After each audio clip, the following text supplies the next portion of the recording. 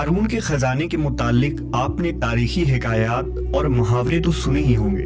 یہ وہی شخص ہے جس کا ذکر اللہ نے قرآن مجید میں نشان عبرت کے طور پر کیا ہے۔ قارون کا قصہ اسرائیلی اور اسلامی دونوں طرح کی روایتوں میں ملتی ہے۔ یہ بنی اسرائیل کا وہی امیر ترین شخص تھا جس کے خزانے کی کنجیاں 300 اونٹوں اور خچروں پر لادے جاتے تھے، اور ہر کنجی چمڑے کی ہوتی تھی جو ایک خزانے کی چابی تھی۔ تاریخ انسانی میں شاید قارون سے زیادہ دولت و ثروت کسی شخص کو عطا نہیں کی گئی۔ قارون حضرت موسیٰ علیہ السلام کے چچا یسور کا بیٹا تھا۔ وہ نہایت ہی حسین و خوبصورت آدمی تھا۔ یہی وجہ تھی کہ بنی اسرائیل اور قبطی لوگ اسے منور کہا کرتے تھے۔ قارون جوانی میں اپنے قوم کا سب سے با اخلاق اور نیک افراد میں شمار کیا جاتا تھا۔ نیز توریت کا بہت بڑا عالم دین بھی تھا، کیونکہ اس کی پرورش موسیٰ علیہ السلام کے سایہ عاطفت میں ہوئی تھی، اس لیے وہ کتاب کا علم بھی رکھتا تھا اور اچھی آواز کا مالک تھا۔ وہ توریت خوبصورت انداز میں تلاوت کیا کرتا تھا۔ یہی وجہ تھی کہ لوگ اس کا بہت ہی ادب و احترام کیا کرتے تھے۔ قارون ابتدا میں حضرت موسیٰ علیہ السلام پر ایمان لے آیا، اور جب بنی اسرائیل کو قبطیوں کی غلامی سے نجات ملی تو وہ ان کے ساتھ مصر کو چھوڑ کر سرزمین موعود کی طرف ہجرت کر گیا۔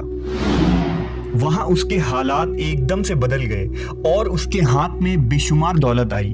دیکھتے ہی دیکھتے وہ اپنی قوم کا امیر ترین شخص بن گیا، جس کا ذکر اللہ نے قرآن مجید میں کچھ یوں کیا ہے: بے شک قارون موسیٰ کی قوم سے تھا، پھر اس نے قوم پر زیادتی کی، اور ہم نے اس کو اتنے خزانے دیے جن کی کنجیاں اٹھانا ایک طاقتور جماعت پر بھاری تھی۔ ایک جگہ فرمایا، جب اس سے اس کی قوم نے کہا اتراؤ نہیں، بے شک اللہ اترانے والوں کو پسند نہیں کرتا، اور جو مال تجھے اللہ نے دیا ہے اس کے ذریعے آخرت کا گھر طلب کر، اور دنیا سے اپنا حصہ نہ بھول، اور احسان کر جیسا اللہ نے تجھ پر احسان کیا، اور زمین میں فساد نہ کر، بے شک اللہ فسادیوں کو پسند نہیں کرتا۔ جب زکوٰۃ کا حکم نازل ہوا اور حضرت موسیٰ علیہ السلام نے اس سے عہد لیا تو اس نے یہ وعدہ کیا تھا کہ اپنے مال کا 1000واں حصہ زکوٰۃ نکالے گا۔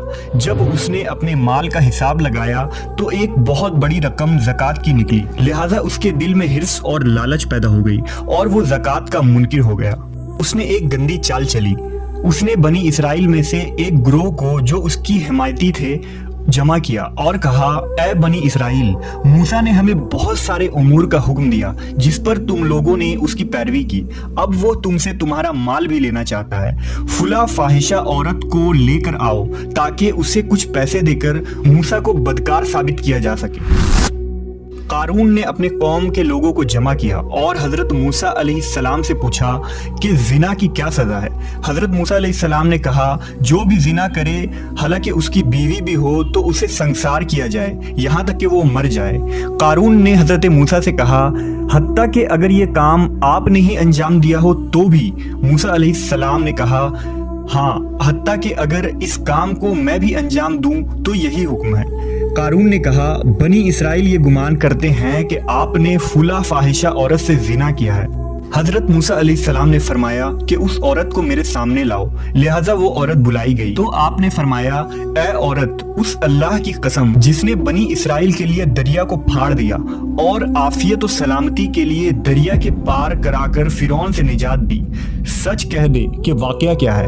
حضرت موسیٰ کے جلال سے عورت سہم کر کانپنے لگی اور اس نے مجمع عام میں صاف صاف کہہ دیا کہ اے اللہ کے نبی، مجھ کو قارون نے کثیر دولت دے کر آپ پر بہتان لگانے کے لیے آمادہ کیا ہے۔ اس وقت حضرت موسیٰ علیہ السلام آپ دیدہ ہو کر سجدہ شکر میں گر پڑے اور بحالت سجدہ آپ نے یہ دعا مانگی کہ یا اللہ، قارون پر اپنا قہر و غضب نازل فرما دے۔ لہٰذا وہ تمام لوگ جو قارون کے ساتھ تھے وہ اس سے جدا ہو گئے۔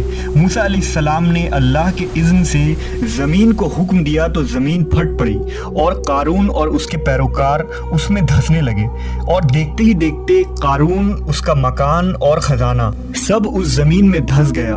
جب یہ زمین میں نابود ہو گئے تو زمین کا شگاف دوبارہ بند ہو گیا۔